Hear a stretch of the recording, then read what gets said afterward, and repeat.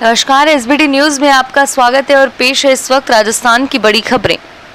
भारत और चीन के बीच लद्दाख सीमा पर तनाव जारी है। इस बीच चीन की नापाक हरकत को लेकर एक और खुलासा हुआ है। सूत्रों के अनुसार चीन कुछ कंपनियों के माध्यम से भारत में जासूसी कर रहा है। जी हां, मीडिया रिपोर्ट्स के अनुसार चीन की नजर राजस्थान पर भी है और वह मुख्यमंत्री अशोक गहलोत की जासूसी भी करवा रहा है। इतना ही नहीं, राष्ट्रपति रामनाथ कोविंद से लेकर प्रधानमंत्री नरेंद्र मोदी और केंद्रीय मंत्री तक, मुख्यमंत्री से लेकर सेना के वरिष्ठ अफसरों तक की जासूसी की जा रही है। पोखरण फील्ड फायरिंग में रेंज में परीक्षण के दौरान एक देसी तोप का बैरल फट जाने से सोमवार को 3 लोग घायल हो गए। तीनों घायलों का फायरिंग रेंज के अस्पताल में ही इलाज किया जा रहा है और अभी यह स्पष्ट नहीं हो पाया कि कौन सी कंपनी के तोप का बैरल फटने से यह हादसा हुआ।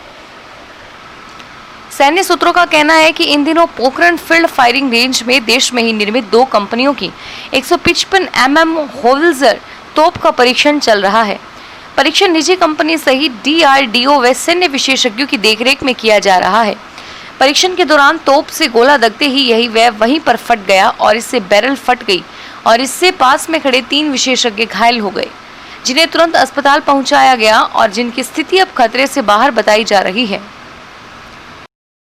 राजस्थान में खाप पंचायतों का कहर कम होने का नाम नहीं ले रहा। खाप पंचायतें अपनी तुगलकी फरमानों से जमकर अत्याचार का चाबुक चला रही है। उन्हें ना कोई रोकने वाला है और ना ही कोई टोकने वाला।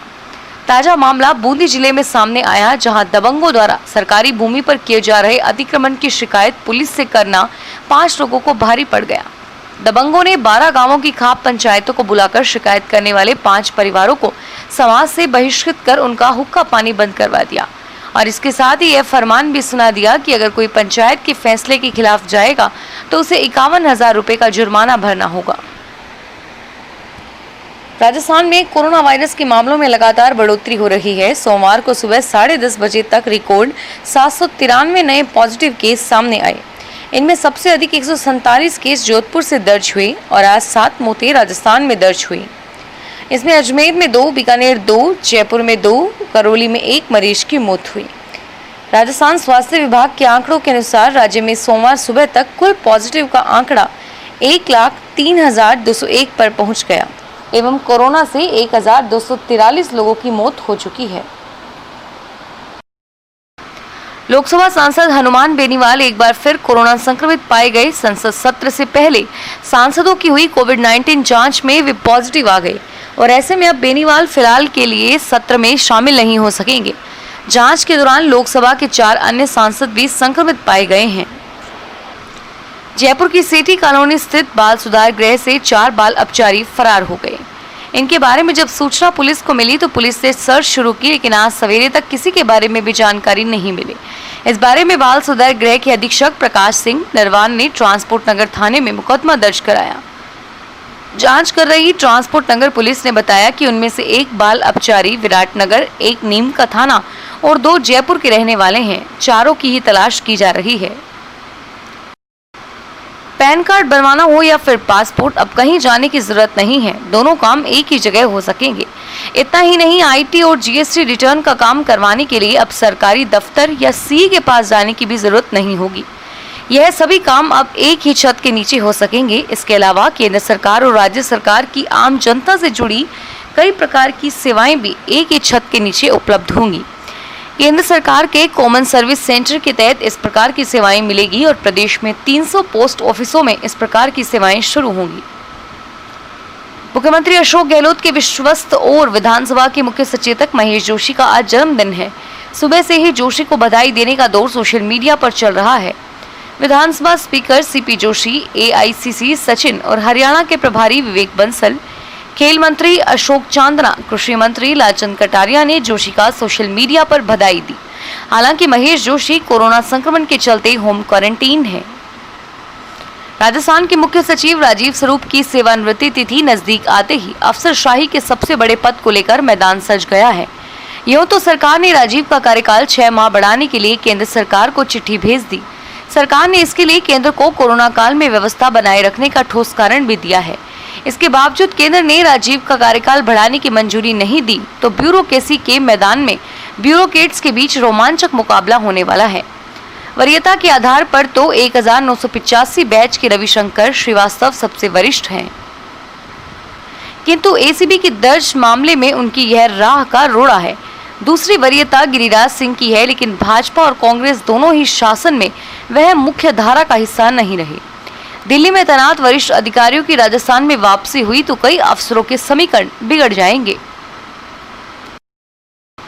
अभिनेत्री कंगना रनौत ने सोमवार को कहा कि वह भारी मन से मुंबई छोड़ रही है, लेकिन जिस तरह से उन्हें भयभीत किया गया, अपशब्द कहे गए और उनका घर तोड़ने की कोशिश हुई, उसे देखते हुए पाकिस्तान के कब्जे वाले कश्मीर से तुलना करना बिल्कुल सही था। रनौत ने मुंबई की तुलना पाकिस्तान के कब्जे वाले कश्मीर से की थी और इसके बाद उनका महाराष्ट्र में सत्तारूढ़ शिवसेना के साथ विवाद हो गया था। सब्जियों के भाव कम होने का नाम ही नहीं ले रहे हैं। पिछले 1 माह से सब्जियों के भावों में तेजी जारी है और लॉकडाउन के बाद से अब तक सब्जियों के भाव में करीब 30% वृद्धि हो चुकी है। हरी मिर्च थोक में 20 रुपये से बढ़कर 45 रुपये पर जा पहुंची तो हरे धनिये में भी तेजी बनी हुई है। यह 160 से 180 रुपये तक बिक रहा है। देसी टमाटर 1 माह पहले थोक में 35 रुपये था, जो बढ़कर 42 रुपये किलो तक बिक रहा है, तो हाइब्रिड टमाटर 45 रुपये किलो तक बिक रहा है। शिमला मिर्च 30 रुपये से बढ़कर 40 रुपये जा पहुंची और फूल गोभी के तो भाव ही दोगुने हो गए हैं। जयपुर शहर में अवैध हथियार लेकर वारदात की फिराक में घूम रहे 2 बदमाशों को वारदात होने से पहले ही गिरफ्तार कर लिया गया। उनके पास से 2 हथियार और कारतूस बरामद किए गए हैं।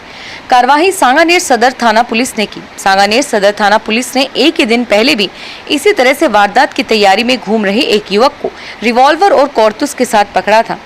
पुलिस ने बताया कि बदमाश सूरज चौधरी एवं राहुल उर्फ सन्नी को गिरफ्तार किया गया और दोनों अलग अलग इलाकों में संदिग्ध हालात में घूम रहे थे।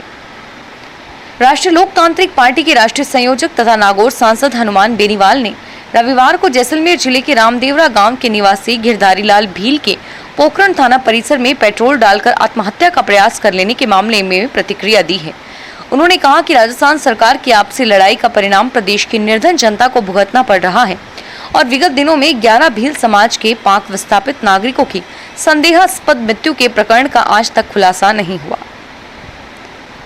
राजस्थान नए निवेश की तरफ निगाहें जमाए हुए हैं। Rajasthan state industrial development and investment corporation करे यह टास्क दिया है। यही वजह है कि कोरोना काल में भी जमीनों के सौदे में नंबर बनाए हुए है। आने वाले दिनों में नए औद्योगिक क्षेत्रों का रोड मैप तैयार है और चालू वित्त वर्ष में 25 नए औद्योगिक क्षेत्र लाए जा रहे हैं। प्रदेश सरकार नए रोजगार संभावनाओं की दिशा में इनका अहम रोल मान रही है। कोरोना संक्रमण के चलते उद्योग धंधों की रफ्तार मंदी है। रोजगार जाने की संख्या में जबरदस्त तेजी है और अकेले राजस्थान में 15 लाख लोगों का रोजगार 100% प्रभावित हुआ है। और अगर इसी बीच कोई निवेश के सपनों को जमीन मुहैया करवा रहा है तो पहल अच्छी कही जा सकती है। जी हाँ, राजस्थान का उद्योग महकमा नए निवेश लाने में सफल रहा। रिको ने कोरोना काल में रिकॉर्ड जमीनें बेची है, जिनके परिणाम आने वाले दिनों में नए निवेश के रूप में दिखेंगे। राजस्थान के नेताओं का कोरोना संक्रमित होने का सिलसिला जारी है। कांग्रेस हो या भाजपा, वैश्विक संक्रमण हर राजनीतिक दल के नेता को अपनी जद में ले रहा है। इसी क्रम में अब सरदार शहर से कांग्रेस विधायक भंवरलाल शर्मा कोरोना पॉजिटिव पाए गए। रविवार देर रात उनके संक्रमित होने की चिकित्सकों ने पुष्टि की। फिलहाल इस बुलेटिन में इतना ही और फिर हाजिर होंगे तमाम बड़ी खबरों के साथ। एसबीटी न्यूज के वीडियो देखने के लिए हमारे चैनल को सब्सक्राइब करें और नोटिफिकेशन पाने के लिए बेल आइकन पर क्लिक करें। धन्यवाद।